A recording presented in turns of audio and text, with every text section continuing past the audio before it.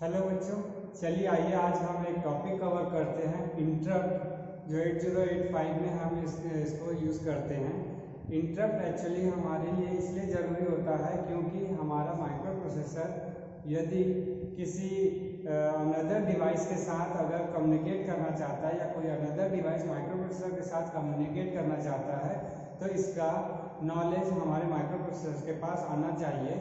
क्योंकि micro processor को अगर कोई भी कोई भी काम असाइन है या फिर कोई वर्क कर रहा हो तो उसके बीच में हमको इंटरप्ट को एक्नॉलेज करना ज़रूरी होता है कि वो कितने लेवल की प्रायोरिटी रखता है, प्लस उसको असाइन हुए जो वर्क है माइक्रो प्रोसेसर को उससे कितने प्रायोरिटी में हैं, उसके अकॉर्डिंगली हम ये डिसाइड करते हैं कि माइक्रो प्रोसेसर जो गिवन टास्क को पहले कम्युनिकेट करेगा या फिर हमारा आए हुए इंटरप्ट के वर्क को पहले असाइन करेगा। तो इस चीज़ को हम यहाँ पर 8085 में इस टॉपिक को कवर करते हैं। तो इसको कवर करने से पहले हमको इंटरप्ट के बारे में मालूम होना चाहिए कि इंटरप्ट कितने टाइप के होते हैं और किस किस तरीके से इंटरप्ट वर्क करता है। तो इंटरप्ट को यहाँ पर हम समझेंगे। तो इंटरप्ट यहाँ पर दो तरीके का होता है, एक होता है हमारा सॉफ्टवेयर इंटरप्ट और दूसरा होता है हमारा हार्डवेयर इंटरप्ट। तो सॉफ्टवेयर इंटरप्ट और हार्डवेयर इंटरप्ट के कुछ पॉइंट होते हैं जो बेसिक और इम्पॉर्टेंट पॉइंट होते हैं, उसको हम डिस्कस करेंगे। और उसके बाद हमारे पास कुछ ऐसे इंटरप्ट होते हैं जिसको मास्केबल एंड नॉन मास्केबल के नाम से हम जानते हैं। ये क्या होती है उसके बारे में भी हम आगे चल के देखेंगे कि वो किस किस पॉइंट्स को कवर करता है। तो चलिए आज हम लोग कवर करते हैं software interrupt and hardware interrupt points को। तो यहाँ पर कुछ पॉइंट है जैसे कि मैंने यहाँ पे डिस्प्ले किया हुआ है। एक software interrupt and hardware interrupt के बीच कंपैरिजन करेंगे कि वो कैसे कैसे एक दूसरे से डिफर करता है।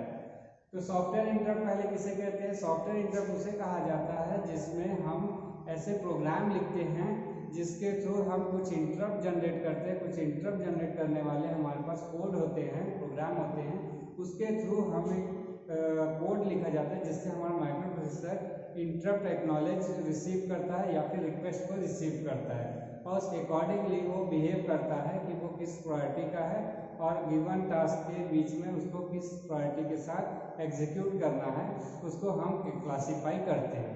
तो यहाँ पर हम देख रहे हैं सॉफ्टवेयर इंटरप्ट। दूसरा होता है हार्डवेयर इंटरप्ट। हार्डवेयर इंटरप्ट उसे कहा जाता है जो अनदर किसी डिवाइस के थ्रू माइक्रो प्रोसेसर के INTR पिन पर रिक्वेस्ट भेजता है, जिससे माइक्रो प्रोसेसर को पता चलता है कि कोई अनदर डिवाइस या तो उसे कम्युनिकेट करना चाह रही है या कोई इम्पोर्टेंट वर्क असाइन हो रहा है माइक्रो प्रोसेसर के लिए।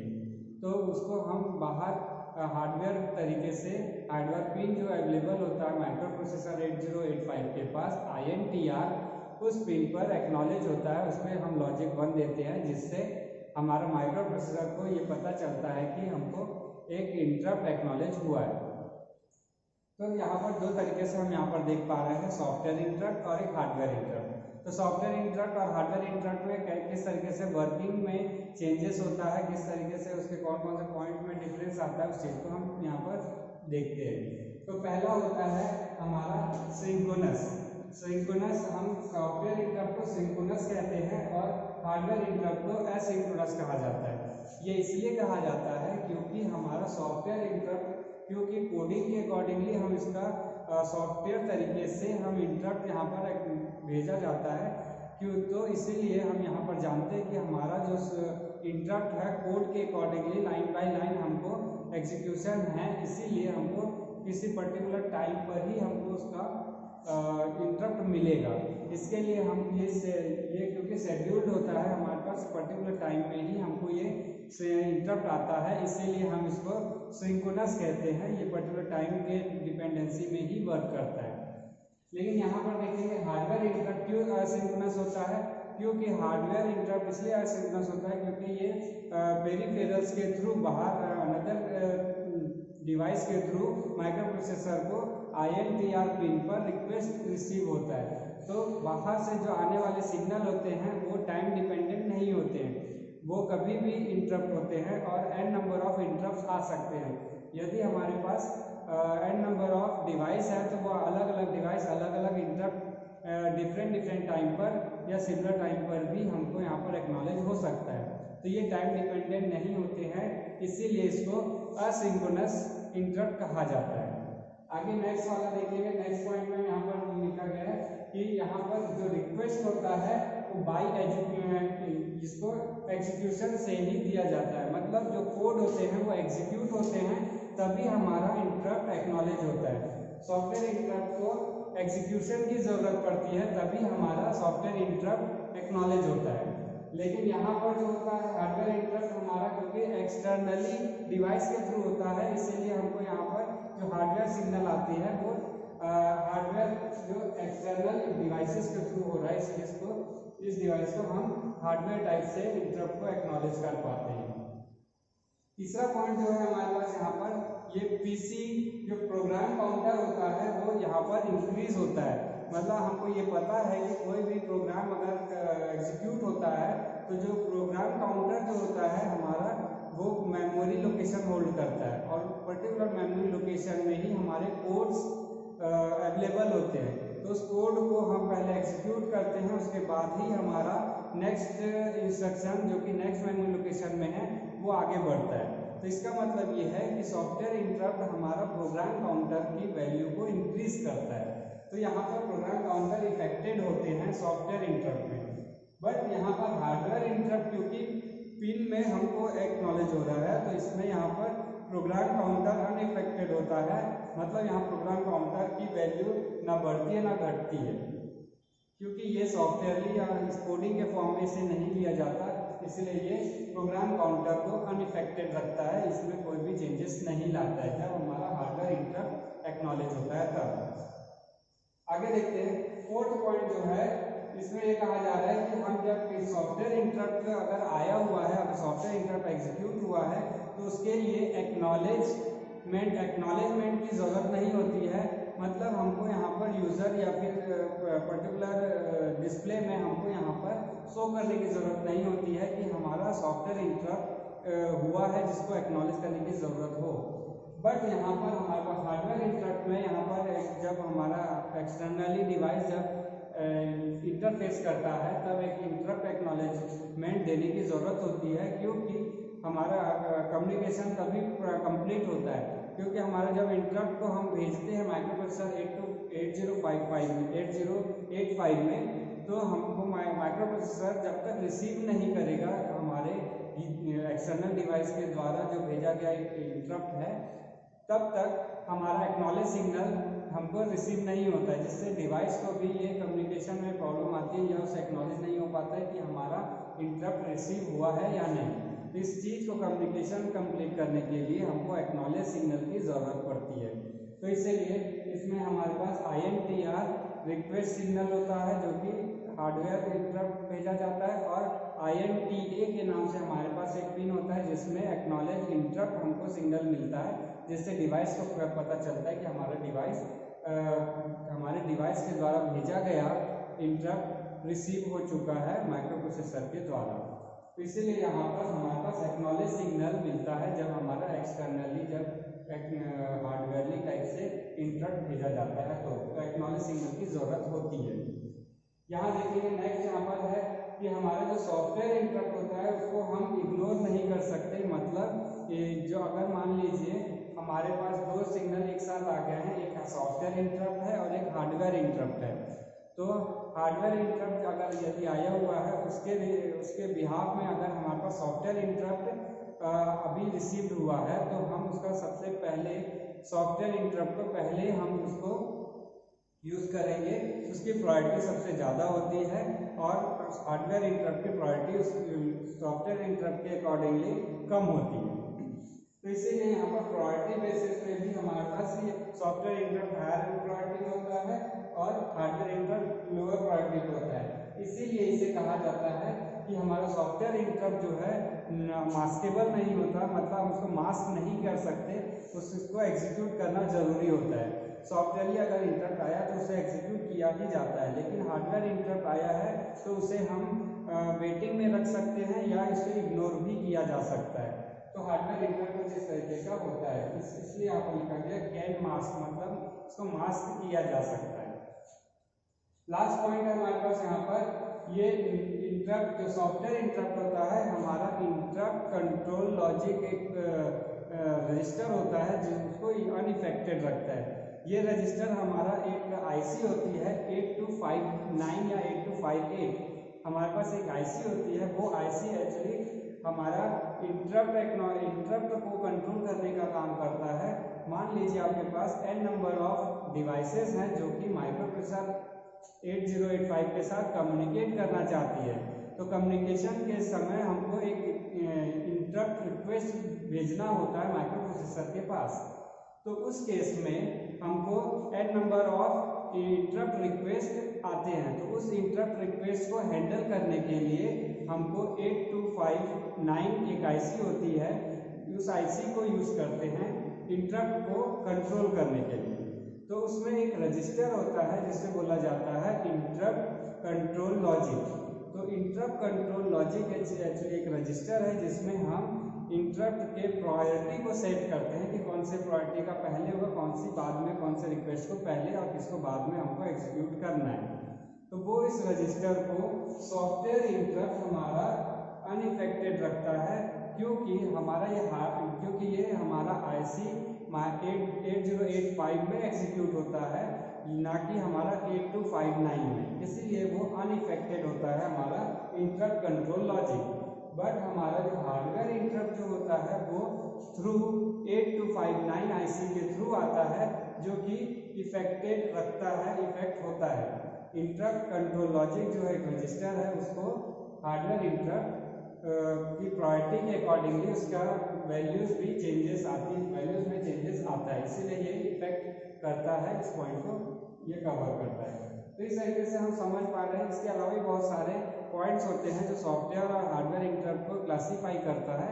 ये बेसिक्स पॉइंट है जिसमें इंपॉर्टेंट पॉइंट है, जो 7 पॉइंट्स हमने आज कवर किए हैं वो इम्पॉर्टेंट है, जो कि सॉफ्टवेयर एंड हार्डवेयर इंटरप्ट को अलग अलग डिफ्रेंशिएट करता है।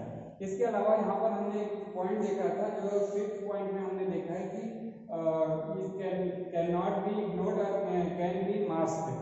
तो मास्क जो वर्ड है एक्चुअली उसको हम यहाँ पर 2 पॉइंट से पढ़ते हैं।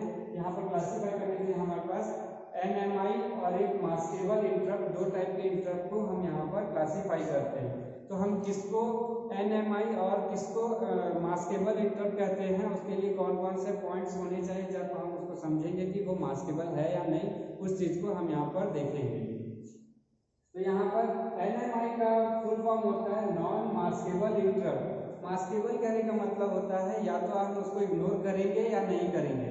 तो मास्क अगर हम उसको इग्नोर कर पा रहे हैं, इसका मतलब उसे मास्क किया जा रहा है, वो मास्केबल इंटरप्ट हुए।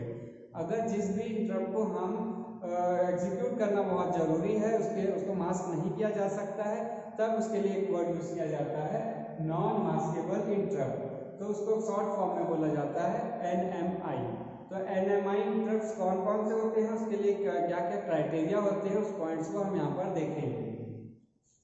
तो पहला पॉइंट है यहाँ पर इट कैन नॉट मास्क। जैसे कि नाम ही हमको यहाँ पर डिफ्रेंशिएट करके बता रहा है कि हम इसको मास्क नहीं कर सकते। जैसे कि सॉफ्टवेयर इंटरप्ट में हमने देखा था, हम सॉफ्टवेयर इंटरप्ट को मास्क नहीं कर सकते। तो इसका दूसरा मतलब ये हुआ कि सॉफ्टवेयर इंटरप्ट NMI इंटरप्ट होते हैं, मतलब नॉन मास्केबल इंटरप्ट होते हैं। दूसरे डिफरेंस यहाँ पर देखा है मास्केबल में मतलब कैन मास्क, मतलब इसे मास्क किया जा सकता है, इग्नोर किया जा सकता है, जैसे कि हमारा हार्डवेयर इंटरप्ट में हमने इसको देखा था। आगे देखेंगे, नेक्स्ट पॉइंट है NMI में डिसेबल ऑल मास्केबल इंटरप्ट। मतलब अगर हमारे पास कोई मास्केबल इंटरप्ट आया है बिहाफ ऑफ मास्केबल इंटरप्ट, तो हम सबसे पहले एग्जीक्यूट करते हैं नॉन मास्केबल इंटरप्ट को। इसका मतलब यह है कि एक काम, क्योंकि माइक्रोप्रोसेसर हमेशा एक समय पर एक काम करता है, मतलब कौन से इंटरप्ट को पहले एग्जीक्यूट करना है, इसके लिए प्रायोरिटी डिसाइड करना जरूरी है। इसीलिए अगर हमारे पास मास्केबल इंटरप्ट पहले से आया हुआ है और उसके बाद यदि हमारे पास नॉन मास्केबल इंटरप्ट आ रहा है, तो पहला एग्जीक्यूशन हमारा नॉन मास्केबल इंटरप्ट का होगा बिहाफ ऑफ मास्केबल इंटरप्ट। तो इसीलिए यहाँ पर इस पॉइंट को कहा जा रहा है कि ये डिसेबल कर देता है हमारे सभी मास्केबल इंटरप्ट को। लेकिन जो मास्केबल इंटरप्ट जो है कभी भी नॉन मास्केबल इंटरप्ट को डिसेबल नहीं कर सकता है, क्योंकि वो पहले प्रायोरिटी में आता है। इसलिए हमारा जो नेक्स्ट जो पॉइंट है high priority and lower priority को डिसाइड कर रहा है कि हमारा हाई प्रायोरिटी में हमारा NMI इंटरप्ट आते हैं और मास्केबल इंटरप्ट में लोअर प्रायोरिटी का इंटरप्ट को रखा गया है। यहाँ पर देखेंगे NMI इंटरप्ट किस टाइप के होते हैं, वो इमरजेंसी केस के लिए ही यूज किया जाता है। इमरजेंसी केस किसे कहा जाता है, जिसका एग्जीक्यूशन इंपॉर्टेंट है, वो हायर प्रायोरिटी का है। कहने का मतलब ये है जैसे कि NMI इंटरप्ट जैसे पावर फेलियर्स हो जा रहे हैं, या फिर हम ऐसे स्मोक डिटेक्टर्स या फिर फॉग डिटेक्टर्स, इस तरीके से जो कुछ डिटेक्टर्स होते हैं जिसका एग्जीक्यूशन जरूरी होता है, हायर प्रायोरिटी का होता है, तब हम उसको NMI टाइप के इंटरप्ट्स के अंदर उसे रखते हैं, ताकि इस तरीके का कोई प्रॉब्लम आए तो हमारा सबसे पहले प्रोग्राम हमारा उसी को एग्जीक्यूट करे, ना कि मास्केबल इंटरप्ट को। तो इस तरीके से हम इसको क्लासिफाई करते हैं कि ये जो NMI इंटरप्ट होते हैं स्पेशल केस के लिए ही यूज किया जाता है, इमरजेंसी केस के लिए ही यूज किया जाता है। और जो मास्केबल इंटरप्ट होते हैं, maskable interrupt actually interface peripherals, मतलब हम किसी पेरिफेरल्स डिवाइसेस जो होती हैं उनको इंटरफेस करने के लिए मास्केबल इंटरप्ट को यूज करते हैं। फॉर एग्जांपल कोई हार्डवेयर पार्ट्स अगर हमारे माइक्रोप्रोसेसर के साथ कम्युनिकेट करता है, जैसे माउस, कीबोर्ड, कैमरा, इस तरीके के हार्डवेयर अगर हमारे माइक्रोप्रोसेसर के साथ प्रोसेस करना चाहते हैं तो इसको हम मास्केबल इंटरप्ट के थ्रू प्रोसेस करवाते हैं। तो इसलिए ही इसे कहा जाता है लोअर प्रायोरिटी का। अब इन हार्डवेयर को एग्जीक्यूट करना NMI के रेफरेंस में लोअर प्रायोरिटी में आता है। NMI प्रायोरिटी में इस पावर फेलियर ज़्यादा जरूरी होता है, तो पावर फेलियर के केस में हमको डिसाइडेड जो भी टास्क है उसको एग्जीक्यूट करना जरूरी होता है। तो बाकी इंटरप्ट हमारे यहाँ पर मास्क हो जाते हैं और नॉन मास्केबल इंटरप्ट हमारे एग्जीक्यूट हो जाते हैं। आगे देखेंगे NMI इंटरप्ट, यहाँ पर कुछ इंटरप्ट होते हैं वेक्टर्ड होते हैं। वेक्टर्ड कहने का मतलब ये होता है कि उसके लिए टास्क डिसाइडेड होते हैं। मतलब मान लीजिए पर्टिकुलर एक इंटरप्ट आया है, तो मान लीजिए आपको रीसेट करने का इंटरप्ट आया है, तो रीसेट किया गया है तो माइक्रो प्रोसेसर इस पर्टिकुलर मेमोरी लोकेशन को डिसाइडेड मेमोरी लोकेशन की ओर एग्जीक्यूट हो जाता है। उसी तरीके से जैसे रीस्टार्ट का अगर हमने इसको एक्नॉलेज दिया है तो माइक्रो प्रोसेसर रीस्टार्ट के टाइम में डिसाइडेड मेमोरी लोकेशन से ही हमारा एग्जीक्यूशन चालू कर देता है, सारे प्रोसेस को टर्मिनेट करते हुए। तो इसीलिए ही क्योंकि हमारा जो टास्क होता है डिसाइडेड होता है, प्री डिफाइंडेड होता है, इसलिए इसे कहा जाता है वेक्टर्ड इंटरप्ट। और उसी तरीके से हमारे पास आता है मास्केबल इंटरप्ट में ये या तो ये वेक्टर्ड हो सकते हैं या नॉन वेक्टर्ड भी हो सकते हैं। वेक्टर्ड इंटरप्ट हो सकते हैं जैसे बाहर से कोई हार्डवेयर, अगर मान लीजिए हार्डवेयर किसी माइक्रो प्रोसेसर या अनदर किसी पेरिफेरल्स के डिवाइस को रीसेट या सेट करना चाहता है, तो उस केस में ये वेक्टर्ड में आते हैं। बट कुछ इंटरप्ट ऐसे होते हैं जिसके कारण हमारा मेमोरी लोकेशन हम यूजर्स के थ्रू डिसाइड करवाते हैं कि पर्टिकुलर एक्शन में क्या होना है, तो उस केस में ये नॉन वेक्टर्ड इंटरप्ट में के अंतर्गत आ जाता है। तो इसीलिए हम इसको वेक्टर्ड एंड नॉन वेक्टर्ड दोनों तरीके का ही इंटरप्ट मानते हैं मास्केबल इंटरप्ट में। लास्ट पॉइंट है यहाँ पर रिस्पॉन्स टाइम। हमारा जो मास्केबल इंटरप्ट का रिस्पॉन्स टाइम हाई होता है और नॉन मास्केबल इंटरप्ट का रिस्पॉन्स टाइम लो होता है, क्योंकि ये हमारे जितने भी नॉन मास्केबल इंटरप्ट है तो इसे कुछ समय दिया जाता है यूजर्स को इसको कि हम पर्टिकुलर जो डिसाइडेड, क्योंकि ये एग्जीक्यूट होना जरूरी होता है with in non maskable interrupt. हम मास्केबल जो भी प्रोसेस है उसको हम मास्क करके नॉन मास्केबल इंटरप्ट को हम एग्जीक्यूट करते हैं, तो वो कुछ गिवन टाइम हमको कुछ टाइम प्रोवाइड करता है जिससे हम जो इम्पोर्टेंट टास्क है उसको कंप्लीट कर लें, ताकि हमारा नॉन मास्केबल इंटरप्ट एग्जीक्यूट हो सके। तो इसलिए हम यहाँ पर नॉन मास्केबल इंटरप्ट के लिए कुछ टाइम शेड्यूल देते हैं, कुछ समय लगता है, इसलिए इसका रिस्पॉन्स टाइम हमारा लो होता है। बट मास्केबल इंटरप्ट हमारा हायर प्रायोरिटी में होता है। हायर प्रायोरिटी में मतलब इसका टाइम रिस्पॉन्स टाइम बहुत हाई होता है, क्योंकि इसको एग्जीक्यूट किया जब एग्जीक्यूट किया जा रहा है तो उसको हायर टाइम लगता है। इसको टाइम का लेना ज़रूरी होता है, क्योंकि इसके शेड्यूल करने की हमें समय लगता है कि n नंबर ऑफ डिवाइसेस होती हैं जिनके बहुत सारे रिक्वेस्ट होते हैं, उनको शेड्यूल करने में टाइम लगता है। तो इसीलिए ये हायर रिस्पॉन्स टाइम इसकी हाई होती है। तो ये कंप्लीट हो गया हमारा जो इंटरप्ट रिलेटेड जितने भी पॉइंट्स होते हैं, तो इसको हम 4 तरीके से हम क्लासीफाई करते हुए समझते हैं।